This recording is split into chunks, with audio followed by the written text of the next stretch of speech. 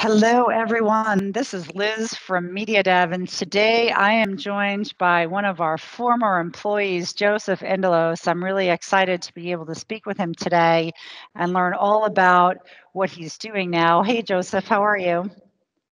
I'm good. Thanks for having me, Liz.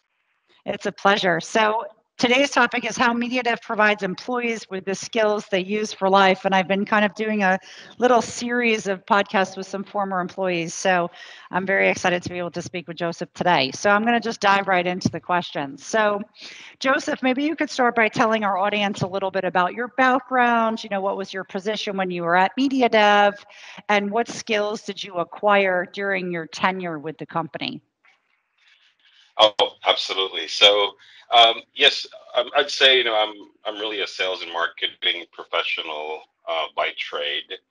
So, but I have a keen interest towards data, so to speak. So, I started as a like an IT lead generation specialist in MediaDev, and then progressed as a business development account manager, which really gave me the ability to develop some of my skills towards hardware, software, SaaS, from a demand generation perspective. So I'd say one of the key things that media dev really helped me advance my career is to be able to understand uh, the consultative way of solving business challenges, because we deal with a lot of companies, we deal with a lot of technologies, solving problems for them, even just if it's just a small process within a small organization. So being exposed to these kinds of technology solutions and value propositions truly help me in my day-to-day tasks today, actually. Awesome. And what are you doing now? Yeah, so right now I'm a business development manager in a candidate intelligence solutions company, so data-driven recruitment. And then at the same time, I also handle a team of account managers. So our efforts are geared towards addressing North America market. Um, Simultaneously, I'm also doing some consulting on the side with some partners, like client partners, in the demand generation space. But I think the biggest thing for me right now is I'm slowly treading the path of becoming an entrepreneur. Oh, that's Setting awesome. up a diverse portfolio of local investments, and hopefully in the future, I can also try to explore something international. Great. So, how did MediaDev help prepare you for the jobs that you have currently? Yes, it's interesting because the experience that I had with MediaDev really, I think, was an eye opener for me back then. So because I came from a really totally different industry. I came from retail, and we're selling through Amazon. I was working for a manufacturer of heated apparel, actually, for snowboarding and other winter gear. So once I joined you guys, I was like, oh, this is totally different market, and there's a lot of moving parts. There's a lot of things to learn and consider. But I didn't took that as a like something that I would be I'd have some failure along the way, because I took it as a challenge, basically, where it seems to be impossible to learn it from the get-go. But as long as you put your heart and soul to it, your focus, your determination, the mindset should be positive. You know, even though you came from a different background, gave me the opportunity to prove myself that I can learn the ropes of technical lead generation. So,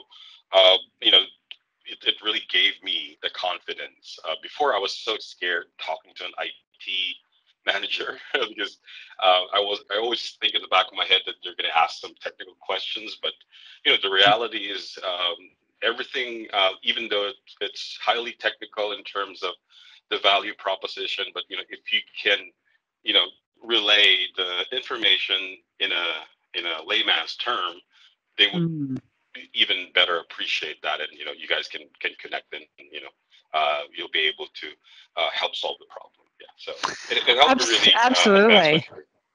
That's great. Yeah, no, I think that's a really good tip, and I want to anchor that in for our listeners.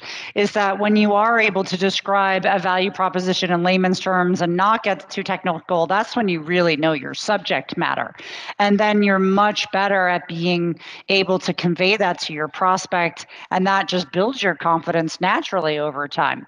And certainly, you can have more natural conversations with prospects when you do that instead of sticking to reading a script, for example, which we of course never advise. So, in your eyes, what are the most important skills that someone has to learn in order to get good at sales and marketing? Yeah, so I think there are a few things that I learned throughout my entire career. So the first thing is I like to emphasize about fear and failure, because I grew up in Philippines where really failure is something Mm. kind of treated as a punishment, right? So it's a whole different culture, as opposed to treating failure as something that you can learn how to succeed in the future. So I'm now trying to grasp that mindset where fear and failure is part of the process. So whenever you overcome fear and failure, these are really components which is part of the success that you'll be having in the future. Behind every curtain of fear and failure lies a successful story. So the moment you enable yourself to be more determined in reaching your goal, despite hurdles, despite roadblocks, you don't see them as major obstacles. This would be your foundation that you can build from, and then you use it as your leverage. So you do things differently in the future, and be more productive.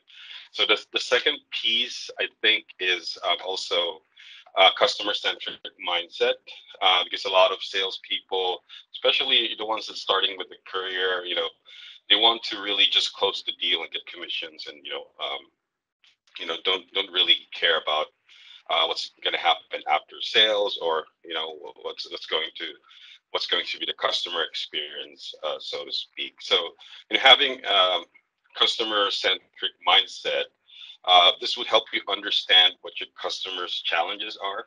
So you got to practice empathy. So it should be Mm. on your DNA. So because if you see what your customer sees, you hear what they hear. It's like automatic to you, right? You get what they truly want, and then that's where you focus your discussion with them, and that's where you actually really help them, not just providing features, but actually solving some of their challenges, right? And then I think the third piece for me is really the time, so the value of time, because understanding that time is finite, hence it is the most valuable for me. It's the most valuable asset there is, and in my opinion, more valuable than gold and silver. It will give you the sense of urgency, like the positive sense of urgency, where it will automatically have you respect the time given by your customers to you. So, for example, if you set up an appointment with a person, he's very busy type of guy, gave you 30 minutes. You got to make sure that, the 30 minutes is worthwhile. And you were able to provide value when you had like a sales presentation, or whatever type of conversation you'll be having. So, which in return, they would appreciate. They would like, oh, okay, so Joseph, really respects my time, and I think I'm gonna try, working with him. So some things like that happens subconsciously, in my own opinion, and and also to add to this timepiece, if you think about it, almost all of the solutions out there, whether it's hardware, software, SaaS products, all of these are really designed to automate and simplify um, tedious processes. So, which ultimately the end goal is to really save time and then the costs associated to it. So, and then also you help promote operational efficiency. So, you'll see a lot of value proposition or case studies, customer success stories, how they're able to, save tremendous amount of time by just utilizing this particular technology. So just to kind of wrap it up, it's like first one is fear and failure. You gotta overcome it. Second is you should have the DNA of customer centric mindset, and then the third would be making sure you value the time of everyone, including yourself. Yeah. Oh my God, I love those points. Those are amazing, like so spot on. And really, I couldn't agree with you more about that shift in mindset that really needs to take place so that you can integrate that into your DNA, like you said, because that's really the key to being successful. So, love that. Absolutely. And the next question that I have kind of touches on what you've just said. I mean, sometimes we have candidates, it's not even just employees, but, candidates who apply, but they're afraid to actually take the leap and join us because they don't feel that they have the technical knowledge to do what we do. What advice would you give to people that are in that, state of mind? Oh yeah, it's interesting because as I mentioned, I was from a different industry, before joining MediaDev, and then my technical knowledge was pretty pretty mediocre back then. So, but I took the leap of faith, and because I knew that I needed something to spearhead my growth. The comfort zone you Mm. currently have right now is good. It can provide you a lot of the benefits. And you can simply go by your day without having to worry anything. But the reality is you won't be satisfied as you reach the plateau. So, but it's also a place that you can stop from growing. That's what I'm trying to get at, right? So, I read a quote from Zig Ziglar that says, don't become a wandering generality. Be a meaningful specific. So, in order for you to become something that's unique, there needs to be certain skill sets that you have to acquire to be, to stand out and break through the noise, right? So, keep cultivating the acquired knowledge. Don't be afraid to fail. Try to do things.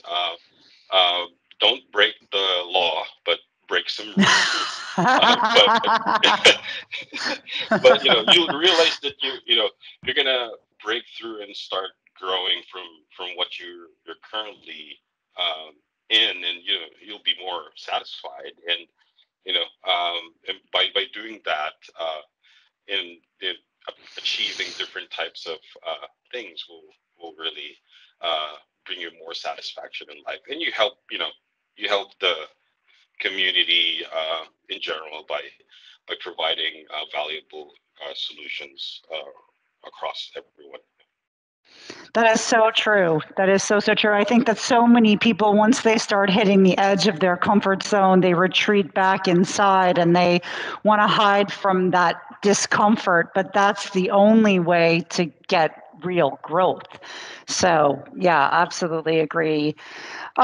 So for you, I mean, you've already kind of touched on some of the biggest takeaways. Is there anything else about your experience working with us that really has stuck with you over time? I mean, do you stay in touch with former employees? Is there, any other skill that you kind of attribute to having, had that experience at working with MediaDev that you would like to share today? Oh yeah, the environment with MediaDev really is like a family. We still up to now, a few folks like Martin and Joey, those folks, Mike, we still hang out. We still get hammered sometimes. Just kidding.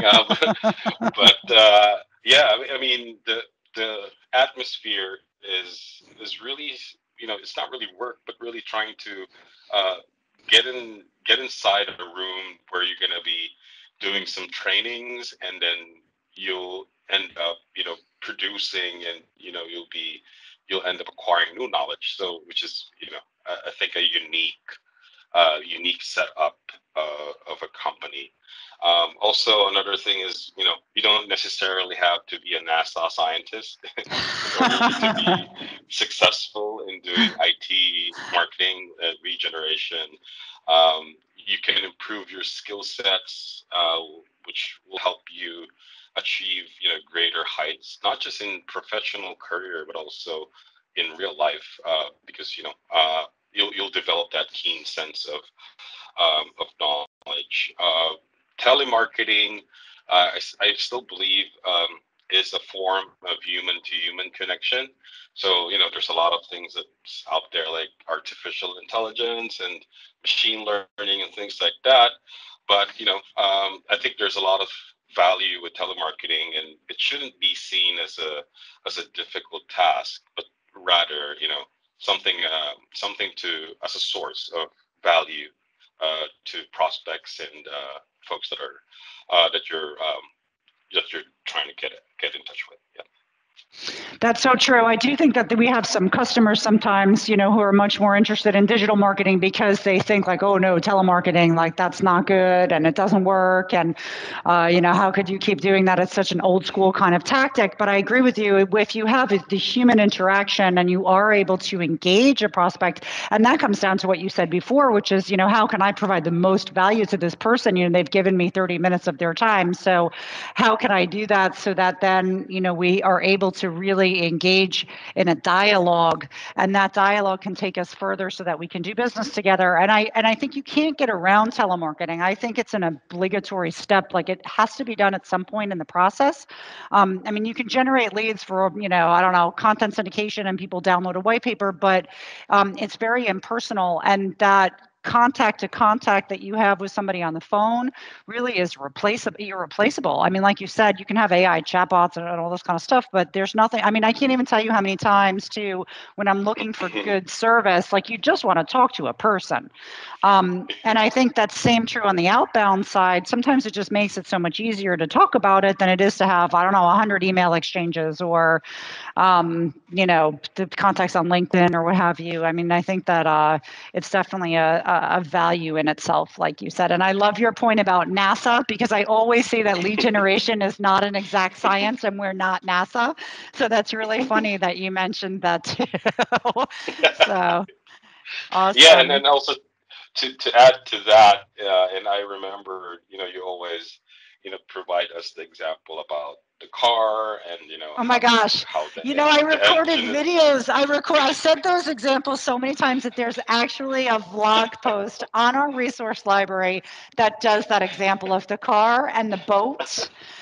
So they're Yeah. out there. They're on the resource library website that we've got at MediaDev.com. So yeah, I still use those. and But now and I and, can say, and go watch my video instead of having to repeat it for the 900 millionth time. yeah, and then actually, thank you for that example, because I'm also using that with my Oh, that's Jeep. awesome. Oh my God, Yeah, that's so like, awesome. I'm you so know, flattered. I was actually, but I kind of, put it in a way where, I tell them that telemarketing is, can be um, attributed to a car salesman, right? So, you don't uh, you don't sign up for a free trial for a car and have a robot, you know, uh, drive it for you. You got to go there and have human to human connection with this car salesman, and you need to have the conversation, calls, and things like that in order to come to a decision that you're going to purchase the car. So I just remember that out of Oh nowhere, my and God, that's so awesome. Yeah, thank you. That's really funny. That makes me laugh that it actually had an impact and somebody uses it themselves. I'm really glad that that could serve you because I still use those examples. Now I just tell people that they have to watch the video though because I got tired of saying it so many times. But that's so great. Is there anything else that you'd like to share today? I really appreciate all of your insights. They're really so interesting and spot on for our listeners. But is there anything else you wanted to share before we sign off today? Yeah, like I'd like to close out by saying that everyone has the equal opportunity to achieve their goals and dreams as long as you also help other people achieve what they want. And also, I have this. I also this quote of Muhammad Ali is always my mantra is your service to others is the rent you pay for your room here on earth. So Mm, that's love really, I think, that. yeah, everyone, if everyone would just think that way, I think the world will be a better place. And then lastly, be so good in your in what you're doing that they cannot ignore you.